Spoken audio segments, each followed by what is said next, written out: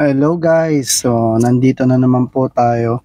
Nakaligtaan ko pala ito guys, ito yung number 5 na toolbox talk meeting regarding slings, chains, hooks, and shackles. Tara guys, umpisahan natin. So choose the correct load, capacity, and length of the sling chain for the task. So kailangan nyong i-check o verify yung length ng slings nyo bago kayo mag-lift.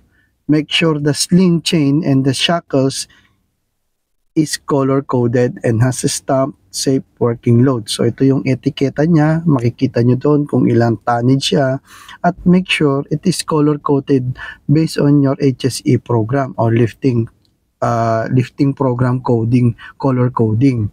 Inspect chains and slings for any damage or any wear and tear. Never knot the sling or chain to reduce their length. Wag po natin ibubuhol kasi may chance po siya na maputol.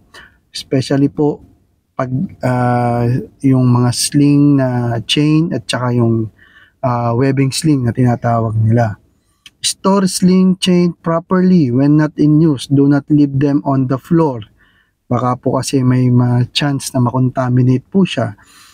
If the sling are in the contact with sharp edges and corners during the lifting, protect the sling. So meron po tayong tinatawag na lifting pad para po maprotektahan yung mga webbing sling, especially pag mga sharp object or sharp edges. When sling in a load with the chain, do not bash the choke to make it tight. This is bad practice. Inspect chain, shackles, wear and tear. Okay, make sure na meron po silang third-party certificate.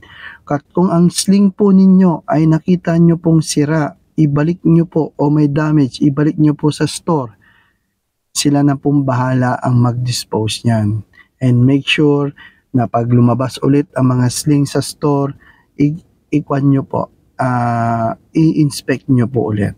Maraming salamat guys and happy Good Friday sa inyo.